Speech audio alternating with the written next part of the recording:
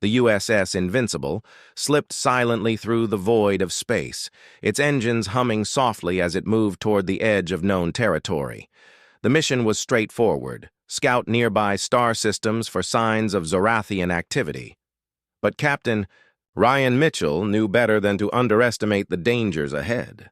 The Zorathians were cunning and ruthless, and their retreat after the battle near Proxima Centauri had likely been a strategic withdrawal rather than a sign of defeat. On the bridge, the crew worked with quiet efficiency. Lieutenant Lisa Carter monitored sensor arrays, her eyes scanning streams of data for anything unusual. Ensign Natalie Brooks plotted the ship's course, ensuring they avoided areas where Zorathian patrols might be lurking. Chief Engineer Daniel Hughes remained on standby in case any technical issues arose, though the newly upgraded systems seemed to be holding steady. Ryan stood at the center of the bridge, his hands clasped behind his back. He watched the view screen, which displayed a sea of stars stretching endlessly into the distance. Each twinkling light represented a potential threat, or an opportunity to learn more about their enemy. Despite the tension, there was a sense of purpose among the crew. They were not just explorers. They were guardians of humanity, tasked with protecting Earth from whatever lay beyond. Hours passed without incident. The scanners picked up nothing but empty space and distant planets orbiting dead stars. Lisa leaned back in her chair, rubbing her temples. "It's strange," she said. "No ships, no signals. It's like they vanished." Ryan frowned. "Or they're waiting for us to make a mistake." Natalie glanced at him. "Do you think they know we're here?" "They might," Ryan admitted. "But until we have proof, we keep moving. Stick to the plan."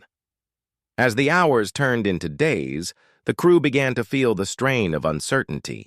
The vast emptiness of space weighed heavily on them, and the lack of contact with Earth only added to their isolation. Still, they pressed on, driven by duty and determination. Then, on the 5th day of the mission, something changed. Lisa's console lit up with a series of alerts.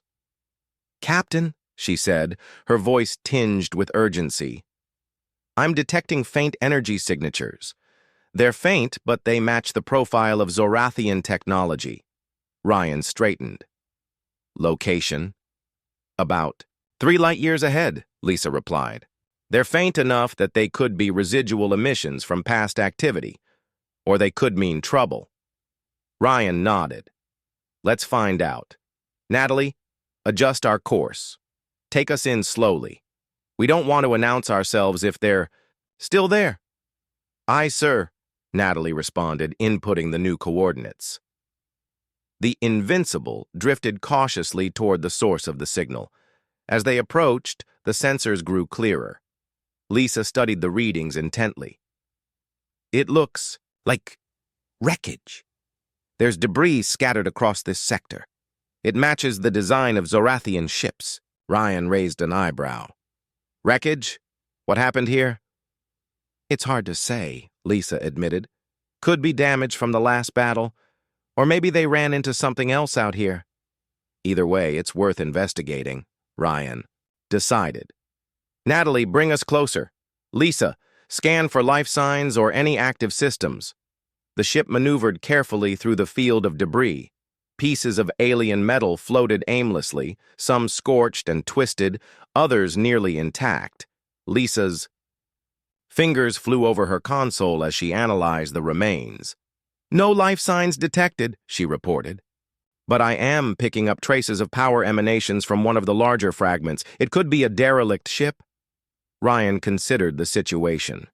Exploring a potentially dangerous wreck carried risks, but the potential rewards, intelligence, on Zorathian capabilities, were too valuable to ignore.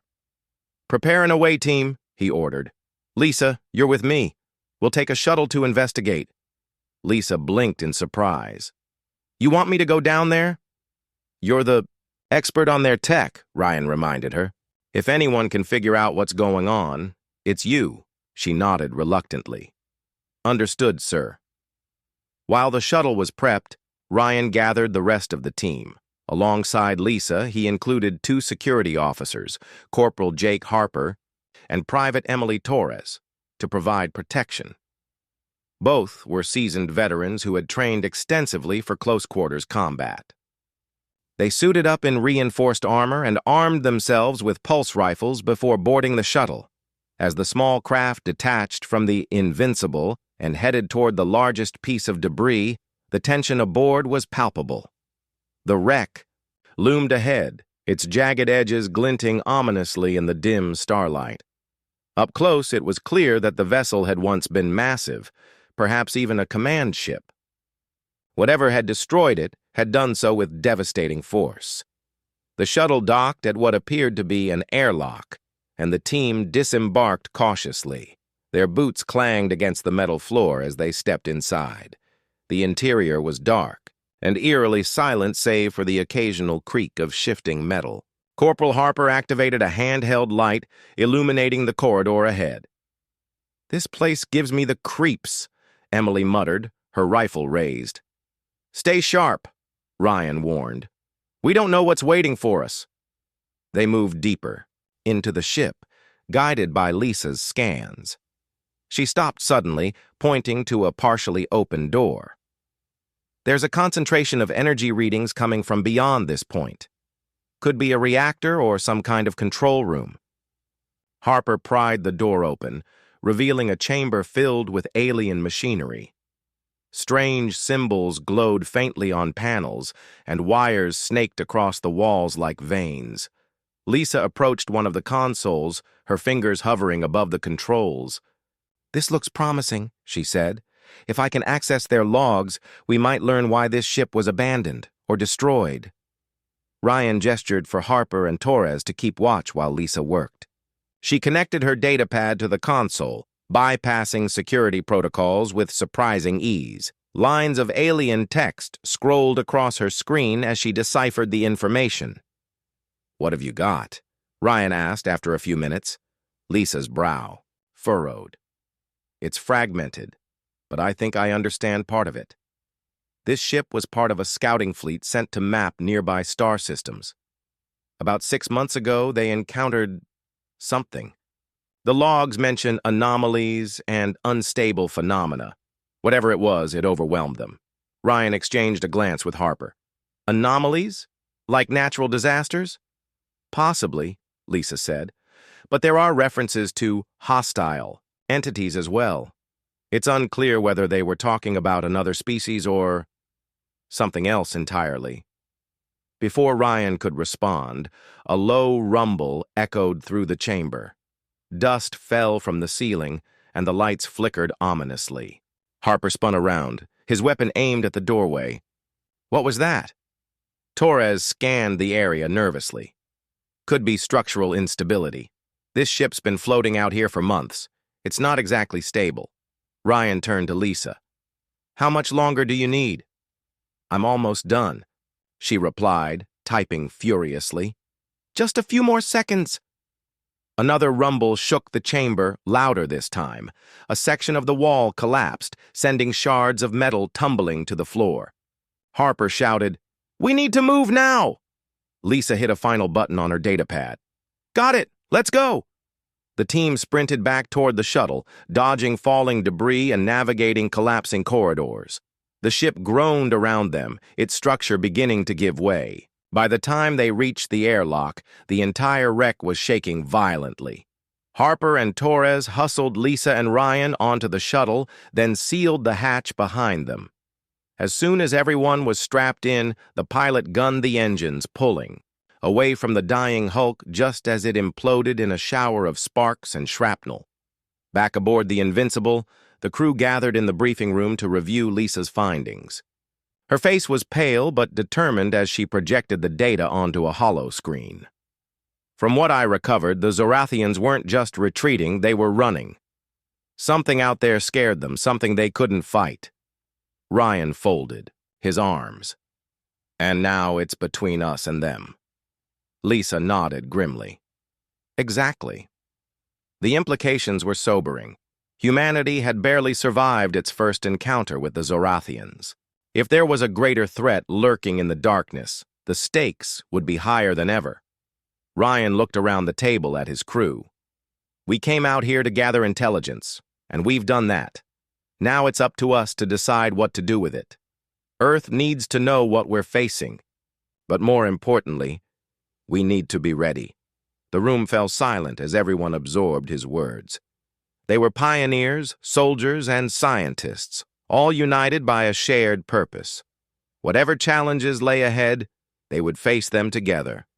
As the Invincible turned toward home, Ryan gazed out at the stars. He didn't know what the future held, but one thing was certain. Humanity had proven itself capable of standing up to the greatest threats. And somewhere in the vast expanse of space, the message was clear.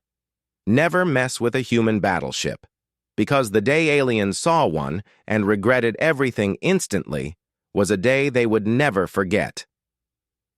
The USS Invincible finally docked at Earth's orbital repair station, a massive structure that floated silently above the planet. Its arrival was met with cheers from workers and engineers who had been eagerly awaiting the battered battleship's return. For the crew, stepping off the ship felt surreal. They had spent weeks in the cold emptiness of space, fighting for their lives against an enemy they barely understood. Now, surrounded by familiar faces and the comforting hum of human activity, they could finally breathe.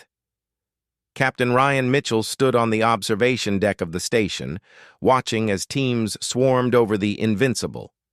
The ship looked like a wounded animal, its hull scorched and dented, cables hanging loose from open panels.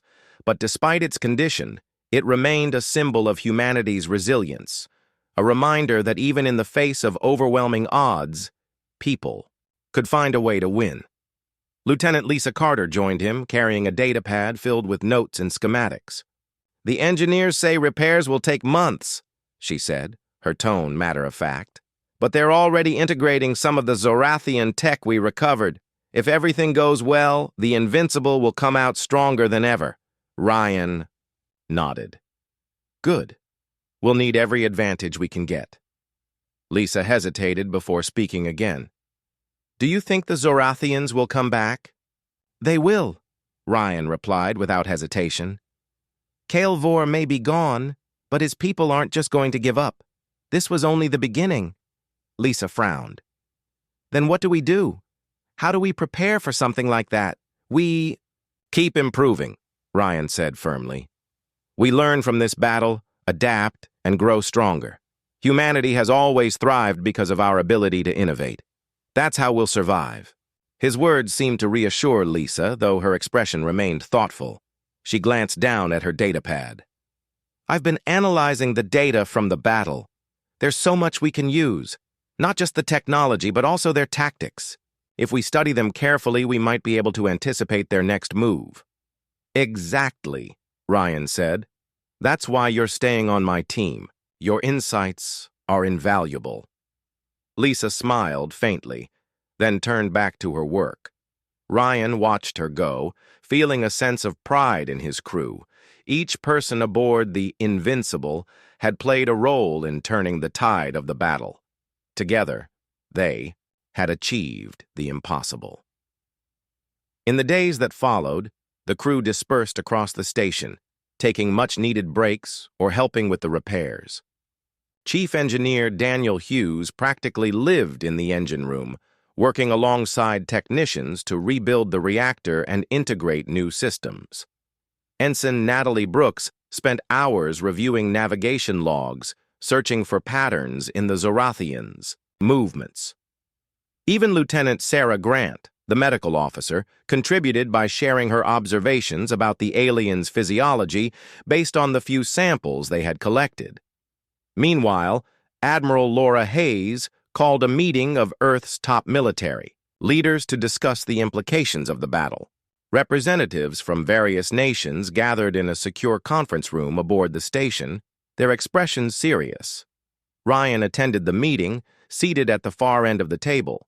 Admiral Hayes opened the discussion.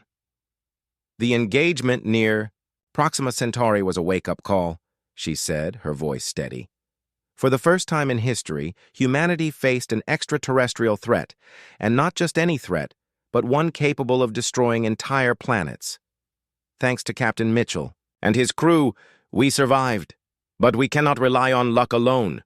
We must prepare for future encounters. One of the representatives raised a hand. What about diplomacy? Could we negotiate peace with these Zorathians? Hayes shook her head. Based on what we've seen, diplomacy isn't an option.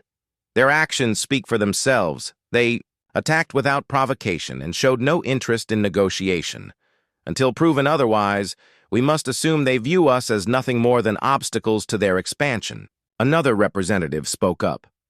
Then we fortify our defenses, build more ships, develop better weapons, and establish early warning systems. We need to show them that Earth is not easy prey. Ryan leaned forward. And we need to act fast. The Zorathians won't wait. They'll regroup, rebuild, and come back stronger. If we don't prepare now, we risk losing everything. The room fell silent as everyone absorbed his words. It was clear that humanity stood at a crossroads. The battle had proven that Earth was vulnerable. But it had also shown that humans were capable of standing up to even the greatest threats. After the meeting, Ryan found himself walking through the station's corridors, deep in thought. He passed groups of engineers and scientists discussing plans for new technologies, pilots practicing maneuvers in simulators, and strategists mapping out potential battle scenarios. Everywhere he looked, people were working tirelessly to ensure that humanity would never be caught off guard again. He eventually made his way to the observation deck, where Lisa was still reviewing data. She looked up as he approached. "Still working?" he asked. She nodded. "There's so much to analyze. Every piece of information could make a difference." Ryan sat beside her, gazing out at Earth below. The planet looked peaceful from this distance, its continents and oceans bathed in sunlight. It was hard to imagine that somewhere out there, an alien fleet was plotting its revenge. "You know," Ryan said after a moment, "when I joined the Defense Force, I never imagined I'd be part of something like this. Fighting aliens wasn't exactly in the job description." Lisa chuckled softly. "I guess life has a way of surprising us." "It does," Ryan agreed. "But one thing's certain. We can't let our guard down. Not now, not ever." Lisa set her datapad aside and looked at him. "Do you think we'll really be ready when they come back?" Ryan met her gaze. "We have to be. There's no other choice." Over the next several weeks, Earth transformed into a fortress. New ships rolled off assembly lines, equipped with advanced weapons and shields reverse-engineered from Zorathian technology. Early warning satellites were deployed around the solar system, designed to detect incoming threats. Training programs intensified, pushing pilots and soldiers to their limits. The crew of the Invincible played a key role in these efforts. Lisa became the lead analyst for alien tech, her expertise guiding engineers as they adapted Zorathian designs for human use. Daniel oversaw the integration of new systems into the Invincible, ensuring the ship would be ready for its next mission.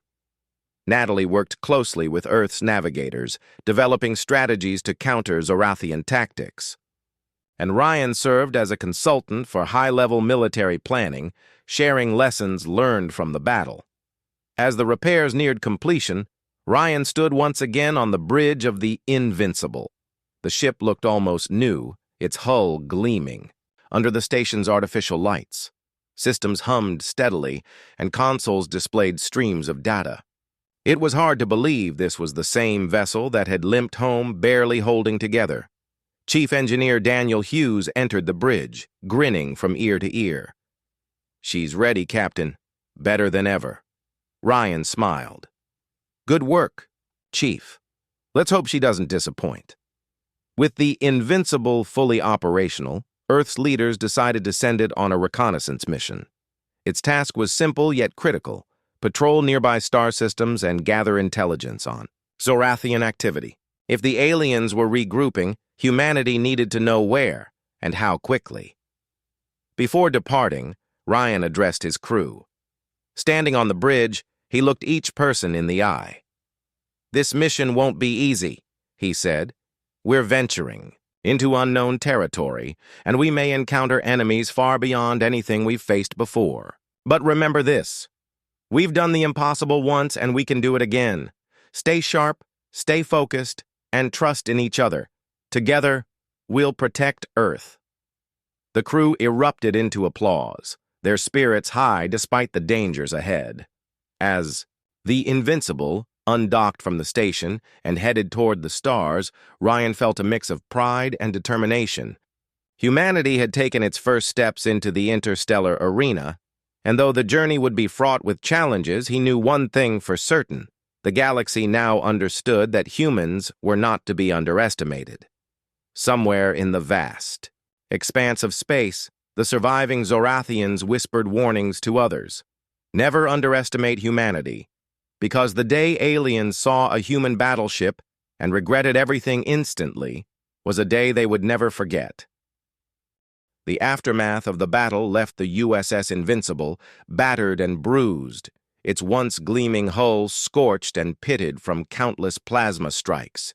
Smoke filled the corridors, and emergency lights flickered as the crew worked tirelessly to repair critical systems. Despite their victory, the mood aboard the ship was somber. The crew had seen friends injured, equipment destroyed, and the limits of their endurance tested. But they had also witnessed something extraordinary: humanity standing toe-to-toe with an alien force far more advanced, and winning. Captain Ryan Mitchell stood on the bridge, his uniform torn at the shoulder and streaked with soot. His face was calm, but his eyes betrayed the weight of what had just happened. He glanced around at his team, each person doing their part to keep the ship alive. Lieutenant Lisa Carter sat at her station, typing furiously to reroute power to failing systems. Chief Engineer Daniel Hughes was down in the engine room, working miracles to stabilize the reactor. Ensign Natalie Brooks monitored the ship's position, ensuring they weren't drifting into danger. "Status report," Ryan said, his voice steady despite the chaos. Lisa looked up from her console. "Shields are offline, sir. Life support is holding but barely. Hull integrity is at 40%. We've got multiple breaches on decks 3 and 5. Ryan nodded grimly. "Seal off those sections. Prioritize repairs for life support and propulsion." "Aye, Captain," Lisa replied, already sending commands to the engineering teams. As she worked, Ryan turned to Natalie. "What about the Zorathians? Any sign of them regrouping?" Natalie shook her head. "Their remaining ships fled after the quantum disruptor hit. They're retreating deeper into space. I don't think they'll be back anytime soon." Ryan allowed himself a small sigh of relief. For now, the immediate threat was gone. But he knew better than to celebrate too soon. The Zorathians were still out there, and this defeat would only make them angrier. Humanity had bought itself some time, but not much. Down in the engine room, Daniel wiped sweat from his brow as he worked alongside his team. The quantum disruptor's activation had pushed the ship's reactor to its absolute limit, and now it threatened to overload. Sparks flew from exposed wires as tools clanged against metal surfaces. One of the engineers, a young man named Alex, called out, "Chief, pressure's building in Sector 7. If we don't vent it, we could lose containment," Daniel cursed under his breath. "Get me a plasma conduit rerouted to Auxiliary Tank 4, and someone grab a patch kit. I need that leak sealed now." The engineers scrambled to follow his orders, their movements quick and precise. Daniel climbed onto a maintenance ladder, inspecting the reactor core directly. The hum of energy was deafening, and the heat radiating from the machinery made sweat pour down his face. He tapped his communicator. "Bridge, this is Hughes. We've got maybe 10 minutes before the reactor goes critical. I need all non-essential personnel evacuated immediately." Ryan's voice crackled through the comm. "Understood. Evacuating non-essential crew now. Keep me updated." Daniel nodded, though no one could see him. He focused on the task at hand, knowing that failure wasn't an option. The lives of everyone aboard depended on him keeping the reactor stable long enough for repairs to take hold. Meanwhile, back on the bridge, Lisa continued to analyze data from the battle. She replayed footage of the Zorathian fleet's movements, searching for any clues about their weaknesses or their next move. What she found troubled her. "Captain," she said, turning to Ryan, "their retreat seems organized. It's almost like they're regrouping for another attack." Ryan frowned. "You think they'll come back?" "It's possible," Lisa admitted. "But there's something else. Their communication logs mention reinforcements. A larger fleet might be on its way." Ryan clenched his jaw. Another wave of enemies was the last thing they needed. The Invincible was barely holding together as it was. If a second Zorathian fleet arrived, they wouldn't stand a chance. "We need to get word to Earth," Ryan said. "If reinforcements are coming, Command needs to know." Lisa hesitated. "Our long-range comms took heavy damage during the fight. We can send a signal, but it'll take hours to reach Earth, and there's no guarantee it'll get through." Gente nodded. "Do it anyway. Every second counts." As Lisa began transmitting the message, Ryan turned his attention to the evacuation efforts. Crew members who weren't essential to the ship's survival were being loaded onto escape pods, preparing to leave the Invincible behind if necessary. Among them was Lieutenant Sarah Grant, the ship's medical officer. She approached Ryan, her face pale but determined. "Captain," she said, "I'm staying. You'll need my help treating the wounded." Ryan shook his head. "Negative, Lieutenant. Your skills will be wasted if you stay here. Get to one of the pods." Sarah crossed her arms. "With respect, sir, I didn't train for years to abandon my post when things got tough. Let me help." Ryan studied her for a moment, then relented. "Fine, but stay safe." "Yes, sir," Sarah replied, hurrying off to assist the injured. Despite the mounting challenges, the crew remained resolute. Each person understood the stakes. If the Invincible fell, humanity's best hope of defending itself against the Zorathians would vanish. That knowledge fueled their determination, driving them to push past exhaustion and fear. In the engine room, Daniel finally managed to stabilize the reactor, though it was far from fully repaired. He slumped against a wall, breathing heavily. "We're holding steady for now," he reported over the comm, "but we'll need a full overhaul if we want to keep flying." "Good work, Chief," Ryan replied. "Get your team to safety. We'll handle the rest." As the repairs continued, Ryan allowed himself a rare moment of reflection. He thought about the bravery of his crew, their willingness to risk everything to protect not just themselves, but the billions of people back on Earth. These men and women weren't soldiers by trade. They were scientists, engineers, navigators, and medics. Yet here they were, fighting a war none of them had asked for.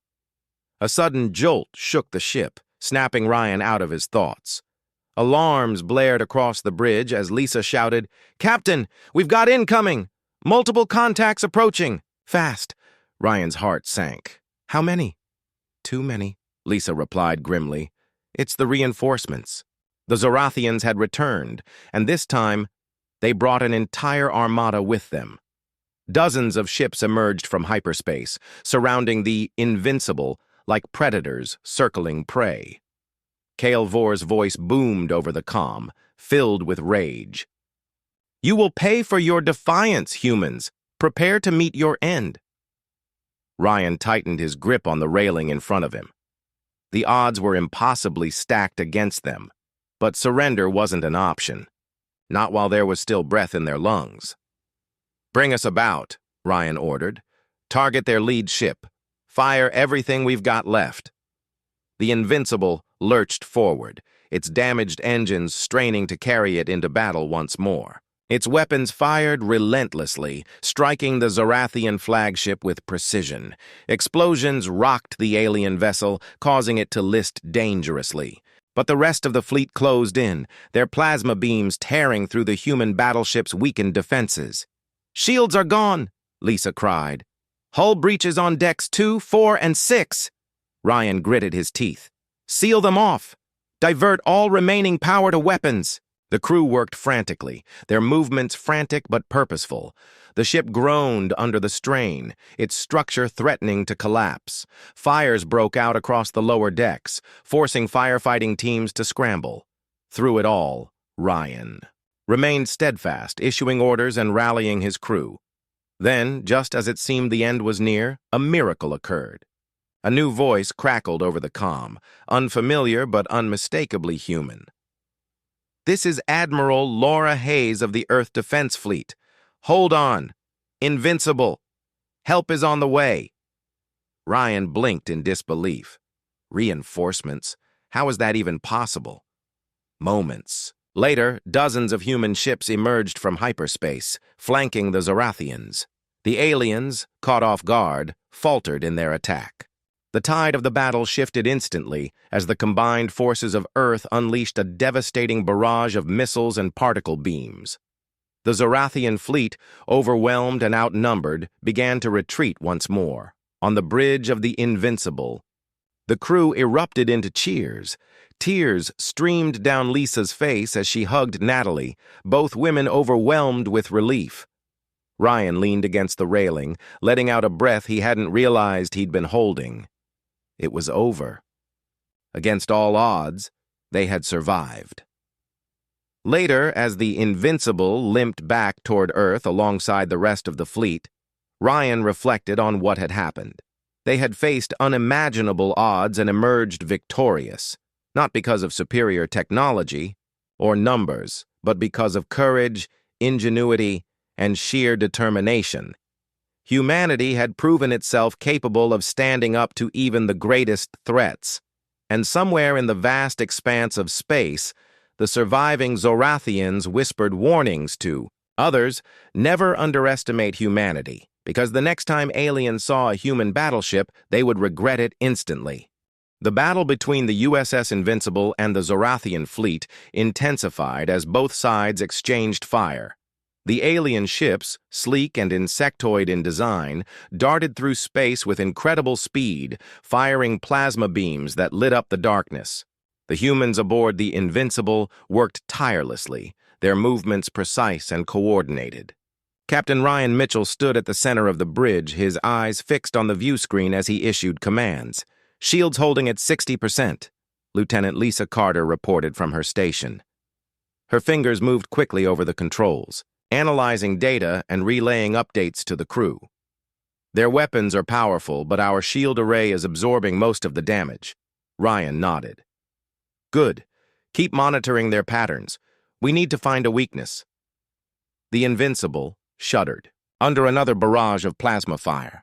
Sparks flew from a nearby console as the ship's systems strained to keep up with the assault. Chief Engineer Daniel Hughes rushed to fix the damaged panel, his face streaked with sweat.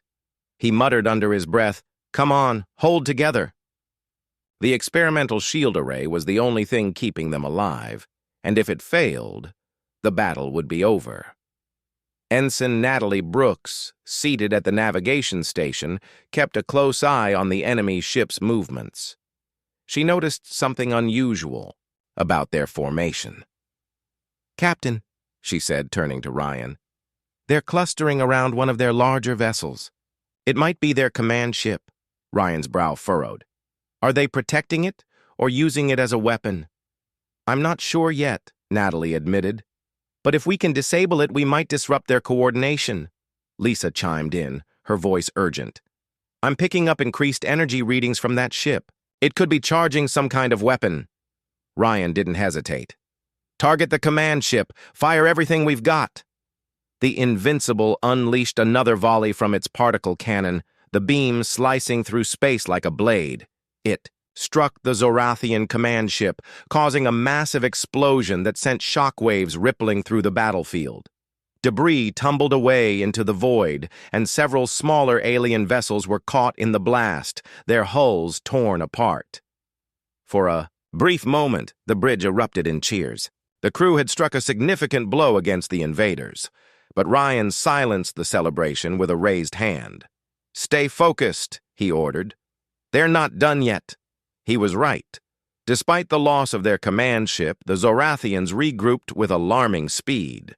Their remaining ships formed a tight formation, creating a wall of shields that deflected the Invincible's attacks. Vor, the Zorathian leader, reappeared on the view screen, his glowing red eyes filled with fury. "You dare challenge us?" he snarled. "You will pay for your insolence!" Before Ryan could respond, the aliens launched a new wave of attacks. This time their weapons seemed more intense, their aim more precise. The Invincible shook violently as its shields absorbed hit after hit. Warning alarms blared across the bridge, and the crew scrambled to stabilize the situation. Shields. "Down to 30%! Lisa shouted, her voice tinged with panic. "We can't take much more of this!" Ryan clenched his jaw. "Divert power from non-essential systems to the shields. We need to buy ourselves some time." Daniel nodded, already working to reroute energy. "I'll do what I can, Captain, but it's going to get dicey." As the battle raged on, Lisa continued to analyze the Zorathians' tactics. She discovered that their weapons relied heavily on synchronized targeting, meaning they needed to coordinate their attacks carefully. If the humans could disrupt that coordination, they might gain the upper hand. "Captain," Lisa said, her voice cutting through the chaos, "their weapons are linked. If we can disable one ship, it might throw off their entire formation." Ryan considered her suggestion. "Natalie, plot an intercept course. Take us straight through their lines." Natalie hesitated. "That's risky, sir. They'll have us surrounded." "I know," Ryan replied. "But if we don't act now, we're finished." "Do it." The young navigator swallowed hard but obeyed. She input the coordinates and activated the engines, sending the Invincible hurtling toward the heart of the Zorathian fleet. The aliens, caught off guard by the sudden maneuver, struggled to adjust their fire. The human battleships slipped, past their defenses, narrowly avoiding destruction. Once inside the enemy formation, the Invincible unleashed a devastating salvo of missiles and particle beams. The concentrated attack overwhelmed one of the Zorathian ships, which exploded in a fiery burst. As Lisa predicted, the destruction of that vessel disrupted the alien synchronization. Their attacks became less coordinated, giving the humans a chance to counterattack. "We did it!" Lisa exclaimed, relief washing over her face. "Their targeting system is destabilized." Ryan allowed himself a small smile. "Good work, everyone. Now let's press our advantage." The Invincible turned sharply, positioning itself for another assault. Its weapons fired relentlessly, tearing through the disorganized Zorathian fleet. One by one, the alien ships fell, their once mighty armada reduced to smoldering wreckage. The tide of the battle had shifted, and the humans were finally gaining ground, but the victory came at a cost. The Invincible itself was heavily damaged, its hull scorched and battered. Alarms continued to sound throughout the ship, warning of critical failures in multiple systems. On the bridge, the crew worked tirelessly to keep the battleship operational, their faces etched with exhaustion. "Captain," Daniel called out, his voice strained, "the reactor is overheating. If we don't shut it down soon, it could go critical." Ryan frowned. "How long do we have?" "Minutes, maybe less," Daniel replied. "We need to vent excess energy, but it'll leave us vulnerable," Ryan thought quickly. "Do it. We'll deal with the consequences later." Daniel nodded and began the process of venting plasma from the reactor. Outside the ship, bright streams of energy shot out into space, briefly illuminating the battlefield. The Zorathians, sensing the humans' vulnerability, renewed their assault with renewed vigor. The Invincible rocked violently as another plasma beam struck its weakened shields. Sparks flew across the bridge and several consoles exploded, forcing crew members to dive for cover. Lisa shielded her face from the debris. Her glasses cracked but still perched on her nose. "We can't keep this up much longer," she said, her voice trembling. "Our shields are failing." Ryan gripped the railing in front of him, his knuckles white. He knew they were running out of options. The Zorathians were relentless, and even the bravest crew couldn't fight forever. But then, an idea struck. Him, one last gamble to turn the tide. "Lisa," he said, turning to her, "what's the status of the quantum disruptor?" Lisa's eyes widened. "It's operational, but using it could destroy us. The disruptor destabilizes matter at a subatomic level. It's unpredictable." "It's also our only chance," Ryan replied. "Prepare it for deployment." Lisa hesitated, then nodded. She began entering commands into her console, activating the experimental device hidden within the Invincible's hull. The quantum disruptor was humanity's most dangerous weapon, capable of obliterating anything in its path. But it required precise targeting, and firing it carried the risk of catastrophic failure. "Captain," Natalie said, pointing to the view screen, "there's a gas giant nearby. If we use its gravity well, we might be able to position ourselves behind the Zorathians and catch them off guard." Ryan considered the plan. It was risky, but it offered a slim chance of success. "Do it," he ordered. "Get us into position." The Invincible accelerated toward the gas giant, its engines straining under the effort. The Zorathians gave chase, firing relentlessly. For a terrifying moment, it seemed the plan would fail. Then, with a deafening roar, the battleship emerged from the gravity well directly behind the alien fleet. Caught completely off guard, the Zorathians scrambled to reorient their ships. Before they could react, Ryan gave the order. "Fire the quantum disruptor!"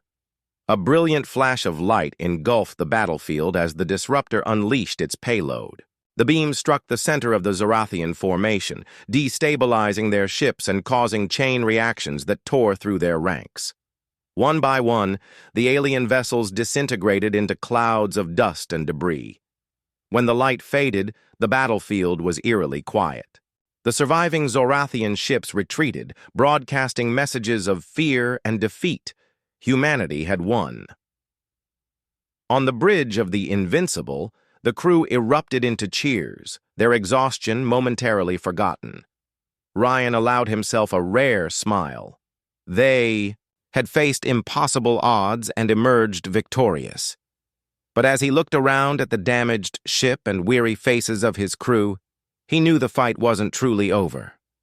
There would be more battles to come, more threats to face. Still, for now, they had proven something important, not just to the Zorathians, but to themselves. Humanity was no longer a species to be underestimated. And somewhere in the vast expanse of space, the message was clear: never mess with a human battleship. In the far reaches of space, where stars twinkled like diamonds scattered across an endless black canvas, something unusual was about to happen. The Zorathians, a race of beings from another galaxy, had spent centuries exploring, conquering, and claiming planets as their own. They were not just explorers, they were invaders, taking what they wanted without asking. Their ships, sleek and menacing, glided silently through the void, carrying weapons capable of destroying entire worlds. To them, no species stood a chance against their power. Until now. The Zorathians were on a routine mission near the edge of the Milky Way, scanning for new planets to exploit. One of their scout ships detected a strange energy signal coming from a nearby star system. It wasn't natural, it was artificial, pulsing with a rhythm that suggested intelligence. Intrigued but confident in their dominance, they sent a small fleet to investigate. What they found would change everything. On the other side of the same star system, aboard the Earth Defense Force's flagship, USS Invincible, Captain Ryan Mitchell stood tall on the bridge. He was a man in his late 40s with sharp features and eyes that seemed to see every detail. His uniform was crisp, and his demeanor radiated authority. Beside him, Lieutenant Lisa Carter worked diligently at her station. She was younger than Ryan, with curly brown hair tied back neatly and glasses perched on her nose. Her fingers moved swiftly over the controls as she monitored the ship's systems. The crew of the Invincible was conducting tests on a new weapon system deep in uncharted space. This was humanity's most advanced battleship, equipped with experimental technology designed to defend Earth against any threat. The weapon they were testing was called the particle cannon, a device capable of firing concentrated beams of pure energy. So far, the tests had gone smoothly, but there was still much to learn. As Lisa analyzed data from the latest test, her screen suddenly lit up with a warning.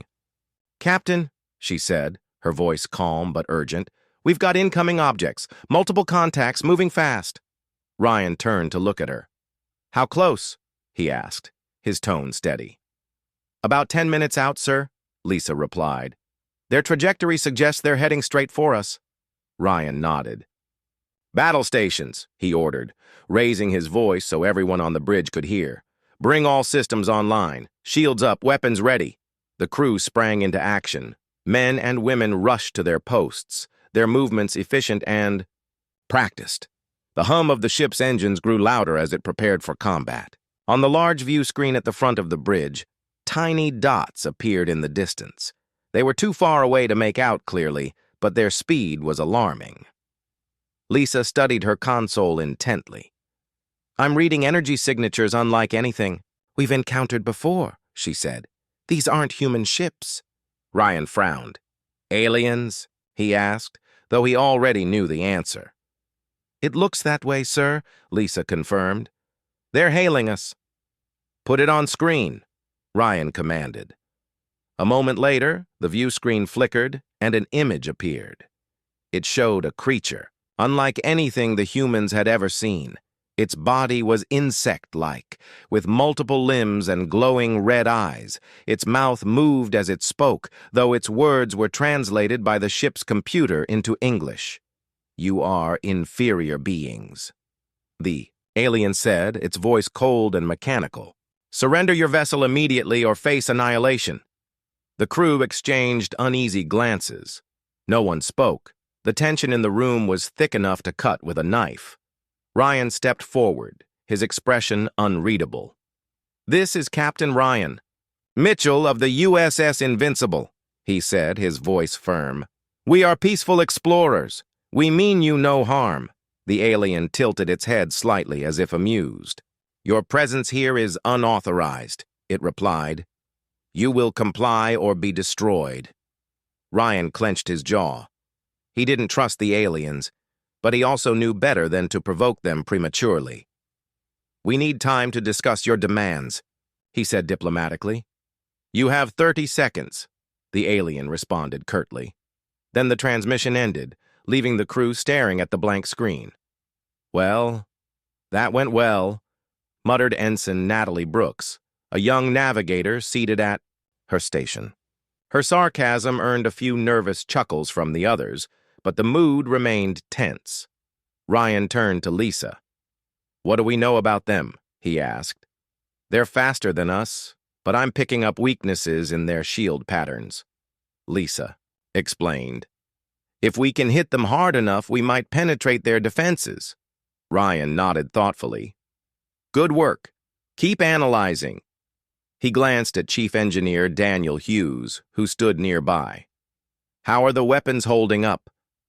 Daniel wiped sweat from his forehead. "The particle cannon is ready, but we haven't tested it in real combat yet," he admitted. "There's always a risk it could overload."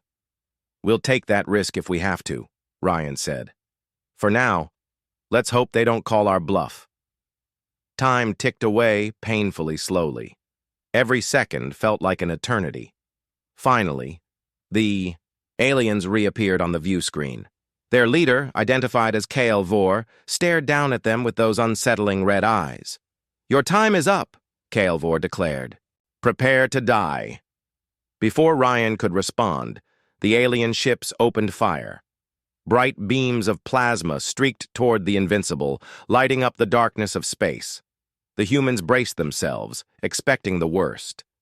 But instead of exploding, the battleship absorbed the attack. Its experimental shield array shimmered briefly before stabilizing again. Cheers erupted on the bridge, but Ryan silenced them with a raised hand. "Stay focused," he ordered. "Return fire." The Invincible unleashed its particle cannon, sending a beam of pure energy hurtling toward the alien ships. The impact was devastating. Two of the smaller vessels exploded instantly, while a third listed badly, trailing smoke and debris. The crew erupted into cheers once more, but Ryan remained calm. He knew this was only the beginning. Kael'vor's expression shifted from arrogance to shock. Clearly, the Zorathians hadn't expected such resistance. They regrouped quickly, launching another wave of attacks. The battle had begun in earnest, and neither side was willing to back down. As the fight raged on, Ryan couldn't help but feel a mix of pride and fear. Pride in his crew, who had trained tirelessly for moments like this, and fear for what might come next. The Zorathians were powerful, and their numbers were growing. Still, Ryan refused to give up. Humanity had survived wars, plagues, and disasters throughout history. There was no way they would fall here, not today. Back at her station, Lisa continued to monitor the aliens' communications. She discovered that they had underestimated humanity based on outdated scans taken decades earlier. Now, panic spread among their ranks as they realized their mistake. For the first time in centuries, the Zorathians faced an opponent who wouldn't go down easily. Ryan watched the view screen, his mind racing with possibilities. The battle was far from over, but for now, the humans had proven they could hold their ground. Whatever happened next, one thing was certain. The aliens would never forget the day they saw a human battleship and regretted everything instantly.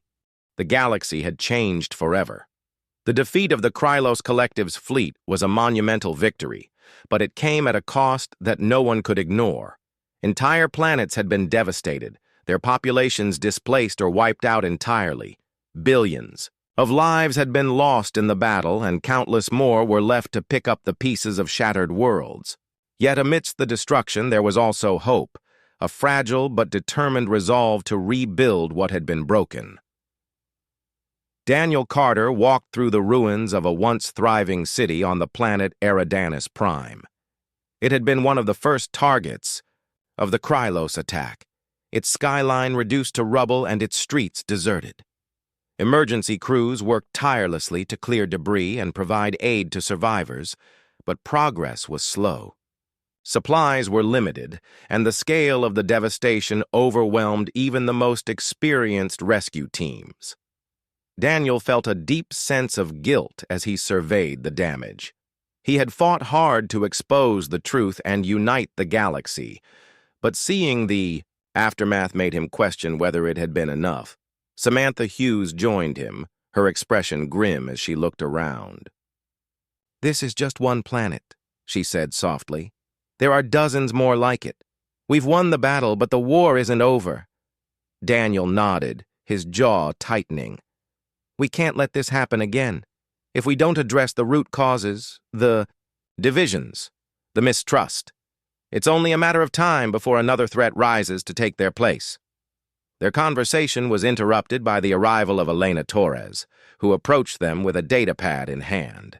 Her face was pale, but her eyes burned with determination. "The Council has approved an emergency relief fund," she announced. "Every species is contributing resources: food, medical supplies, engineers, and architects. It's not much, but it's a start." "That's good news," Samantha replied, though her tone suggested she wasn't convinced it would be enough. "But rebuilding will take years, maybe decades, and that's assuming the Krylos don't come back."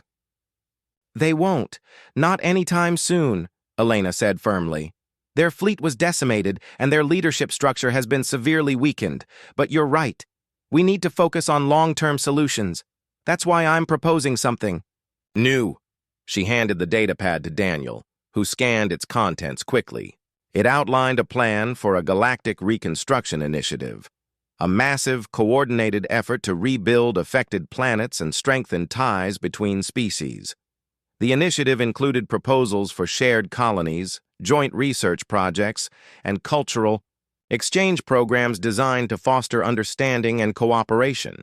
At its core was the idea that unity wasn't just about fighting together, it was about building together.